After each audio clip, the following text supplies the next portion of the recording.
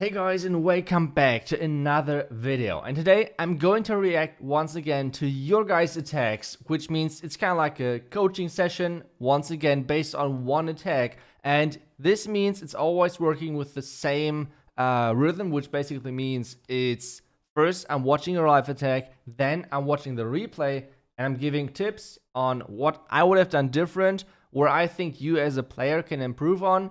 And that's basically it. So if you want to take part in things like that, it's always happening in my Twitch live streams. And well, how this works is basically you're getting into the live stream, and then there is this command for the iTzu points, which are like the channel points on Twitch, where you can get it, and it's called iTzu coaching. If you get this, and then you can type in your username, your clan name, and well, where I should go, kinda, and watch the attack. And most likely if it's German or English, so I can react to that and give you guys feedback. That's the overall how it works, and I think we should just jump right into it and you guys will see it directly. Before we're doing that, there are still the Christmas offers in the shop. If you're thinking about buying them, make sure to support your favorite content creator out there and use their content creator code because it supports us quite a lot. And if you want to support me, it's code iTzu. Thank you so much for that, and let's get started with the first attack. And I don't know why, but it feels like we always have as the first attack Queen Charge Hybrid. Those attacks always need to be done either in Legend or in the Clan Wars, so you have like somehow like a normal base to attack. And this one is once again going to be a ring base. So let's see what exactly Havayo is doing. So he's starting at the top right, which already I really like that, because normally I see always people starting at the corners, and I'm doing damage take quite often as well. Why exactly is that bad? Because you can control way better where your queen is going if you're starting kind of like in an off angle, I would say. So not directly at the corner, but instead like a little bit to the right or a little bit to the left. That's most of the time way easier. Now it's healers are getting shot. The wall break, I don't think the queen is going to go in there. To be honest, I don't think the queen is going to go in there at all. So it needs to wall break again at the warden. There are no Kokoduns, which means he's hitting a couple of black mines. And now he has to kind of react because there's a lot of damage on his queen. But oh my god, this freeze was really nice. Like those freezes, obviously you can do them as you just saw, but they're not easy. So really nicely done on that freeze, to be honest. And if I saw it correctly, I don't think the defender had a clan castle in there. So that obviously helps. But still, let's see what other mistakes or like what other good things he's doing. My guess would be that he's attacking with a Yeti blimp, because otherwise the siege barracks could have been down already like ages ago. But instead he's not dropping the siege machine, so he's deciding to stay with the blimp and going for the town hall, as it seems. Queen at the bottom side, auto queen ability, that was quite close to keep her alive. The archer tower sniped so many healers, so the queen is going to die there really soon. But, I mean, so far the attack overall looks pretty solid. I think I saw already a couple of points that that could have been done a little bit different or maybe even better. But let's see how the attack goes. I mean, to be honest, I think with the non-max bomb towers and everything, this is going to be an overkill. The Royal Champion is still alive. Overall, it was a really great attack. But still, I think we can find a couple of small tweaks where we could have done different things or like do it better in a way, where not only I can give the attacker more tips, but to all of you guys as well, because that's the main purpose of this series. I want to see attacks of the community, attacks which everyone is doing, so I can comment on them and kind of fix them for you guys. So let's get into the replay and let's see what exactly he did. So I already said in the beginning that I really like that he did not start at the corner. So he started kind of at an off angle, like, I don't know if I would really call it like this, but he started a little bit to the right, which means you can control way better where your queen is going. Obviously, sometimes starting at the corner is not a bad choice, but most of the time, having the controlled way, like what you can see over here, is way better. The one thing which I would have done different is the healer placement. The healer placement is quite risky with this air defense, because if there's a Tesla farm in front of the mortar, which is not that unlikely to be honest, then if there's the Tesla farm, then the queen would have get lured to the Tesla farm and would have skipped the air defense, and your healers would have been dead. So at this point, you would have already lost like 1 or 2 healers, which would have not been that great. So Having the healers more towards the right would have been way better on this base. So that's kind of the first thing. Watch out and kind of plan ahead on what's like what the pathing of the queen looks like, and depending on that, you have to place the healers based on air defenses, etc. Then, obviously, the first wall break would have been better if you would have placed it more towards the right as well, to wall break in front of the cannon. That would have been better, but I mean, he's reacting really nice. As I said, the freeze was really nicely done. It's not that easy to hit those freezes. And then the clan castle was obviously empty, so that was kind of helping. And now the next thing, which I'm not a huge fan of, to be honest. So there are a few style of bases, and sometimes you have those kind of ring bases, but at the same time they're so stacked that the pathing in the middle is pretty much as a huge compartment. But let's say all of this, which is getting marked right now, would have been empty, like a dead zone basically. Then the blimp decision was really good, because the pathing into the town hall sucks. But with this setup, what I would have liked to see is, I think, the switch of the blimp to the siege barracks. Because what this does is you can push your king in there, you can take down the enemy royal champion, which is always like, enemy heroes are always a threat to your hybrid. So you could have taken out that, and then you have really nice pathing into the town hall. So I think I would have preferred that, but at the same time, I mean, in the end, it tripled, so I guess it was one of the right choices as well. But I think overall, you have more power, even if you have Yetis in your siege barracks. Even with that, pretty sure that this would have been a better choice. So now the king did not went in there, so the enemy royal champion is staying alive. The enemy royal champion hitting those troops, especially if a hero is in front of the scatter. That's always scary. And I don't know why exactly he froze the wizard tower. He should have frozen the scatter. And now the blimp obviously making it to the town hall, so that's quite nice. And meanwhile, the queen died on the bottom right side.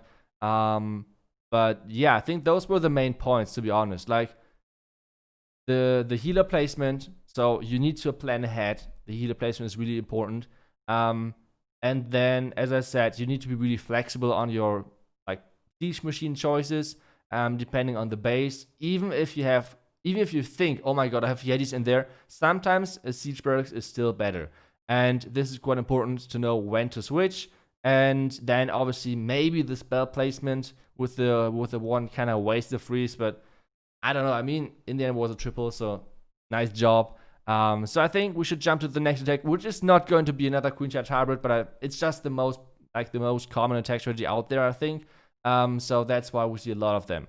The next one is going to be a Yeti Smash, which is always great to see, because they're quite powerful. Like it's nice to see if you're attacking on your own, but it's not nice to see if someone else is attacking because it's that powerful. So yeah, let's see. So the first thing, he's doing the Warden Walk for the Town Hall, which is always a good choice, because on most of those legend bases, the Town Hall is really well protected, because the Town Hall is just a really important thing to defend, not only defensive-wise, but as well in Legend, it's another star, which is many trophies which are giving away. So you need to protect that. And that's what a lot of people are doing. So if you can take that down, this means less spring traps, less black mines, overall just better start to the attack. So if you can take that out, that's huge. The only thing which is kind of lacking at the moment is time. Time is ticking down quite fast. Already 40 seconds in, the servers are kind of lagging right now, I guess. That's so crazy. Around the Christmas days, the Clash servers were so laggy, at least for me. I don't know if I'm the only one, but I don't know. It's quite insane with, I guess, how many people are playing Clash. But let's get back to the attack. He took down the Town Hall, so far so good. He already chose he wants to go in at the top side, using King, Queen, everything. Funnel already at the top side, so the King should go inside as well. Couple of Cocoons, which are nice. Now the blimp for the top Inferno Tower, which is not too bad, to be honest. I like that idea. Now the blimp is getting open. The Queen is jumping the wall, which is really good for him. Couple of Yetis are flying.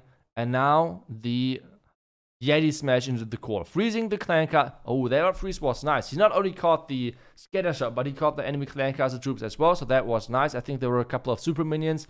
So that was a really nice choice. And we have already the Royal Champion coming in on the right side. So a lot of things are happening at the same time. So I'm just zooming out, trying to see everything. So Royal Champion shield, which is good. But now everything is kind of like spreading out, and there's just, I feel like there are just spells missing, maybe, not sure. The freeze was great because of the skeleton spell, skeleton trap. Like with this skeleton trap, reaching the royal champion and then front tower staying alive, this would have been doomed, kinda. Queen is dying, which is not good, obviously. Royal champion is now running for the air defense. That would have been, it would be great if she could take that down. Oh, there's one shot. Okay, the air defense is down, so the healers should stay alive, at least 1 or 2, depending on black mines. Oh, there's another black mine. So the healers should stay alive maybe a little bit longer, healing up. But the time is a big issue. Like only 20 seconds left. He has no wall breakers left. So that's going to be a time fair, pretty sure. So I think we are going to jump into the replay. I think I saw already a couple of things once again which we could have done better or different. Army composition wise as well. I think there were a couple of things in there which I don't like too much. But either way, let's jump into it, and I will give you guys a little bit of more feedback and why exactly I think there could have been done a couple of things different. So first off, the Warden Walk. The Warden Walk takes a lot of time. I think still it was a good choice. Like you can definitely do this Warden Walk. But the problem is kinda the time. And there are many storages in front of you, right? Like you have the 2 elixir storages, so you need to get rid of those. You have 4 wizards, use them. You have 4 wizards, you can, during the time where the Warden is taking down the first building and something else, you can easily take down the elixir storages with the wizard if you angle them right. So that would have been already like 10 seconds or something. Especially if you would place the Warden bit towards the downside, so you can put the wizard at the top side where the wizard tower on defense side does not have too much range, so the cannon could hit the wizard, but the top side, the wizard tower not. So that's the first thing. This would have saved you already, like I said, 10, maybe even 15 seconds. This would have been huge. So that's the first thing. Now let's get to the army composition. I'm not a huge fan of only one super wall breaker. I think super wall breakers are so flexible to use. Even if you're using 2 jumps, that's totally fine. But you should at least bring 2 super wall breakers. For example, if we remember the end of the attack, you could have easily wall breaked your king in again. Like I see so many people who are running 3 super wall breakers on like Yeti or P.E.K.K.A smashes. I'm doing that as well. And you can nearly always find good use cases for those. It's just so incredible. So the first thing is the wizards. Use them for your Warden Walk. It's saving you a ton of times. The second thing is the army composition, which is I would have brought at least 2 super wall breakers. The next thing is kind of the angle of Coco-Loons. You're really lucky that this guy is not protecting his town with any black mines. You should have kind of angled the loons in a different way. That would have been the next thing, kind of. The Warden ability, I think, was a little bit early. I mean, I understand this, that you're using the Warden ability quite early because you're kind of scared of the Warden not following. But at the same time, sometimes you just need to risk it. Sometimes you need to risk it and use the Warden a bit later because this would have been huge and it would have saved a lot of your healers as well against black mines. I think the rest of this attack is pretty much nicely done. Like the jump spells, I really like the placement of those. The Royal Champion timing, I think it was great. The freeze in the end was great as well. So I think the big mistakes, which kind of caused this attack to fail, was first off not the usage of the wizards to like make the Warden Walk faster. That was the first thing. Then not bringing enough super wall breakers. I think you can easily drop like a bowler or something for that. That was the next thing in my opinion. And then the Warden timing, like the Warden ability timing, that was a little bit off. But except that, I really like the plan itself. I really like the entry on this base. That was really nice. But yeah, in the end, not sure. Maybe the Yeti blimp, but to be honest, this would have been just a random guess if it would have been better at the top side or the 9 o'clock side. I don't know. I think both could have worked. I really like the funnel at the top side, which you created with the Yeti blimp. So yeah, as you see, just another super wall break. And obviously like 15 more seconds. And this would have been an easy triple. So unlucky, I guess. But still, really nice attack idea overall. So nicely done. And I hope you guys learned something today again. And let me guys know if I should keep doing this. The last time you guys really liked it. But as always give feedback. I'm doing videos for you guys. So you need to tell me what you would like to see.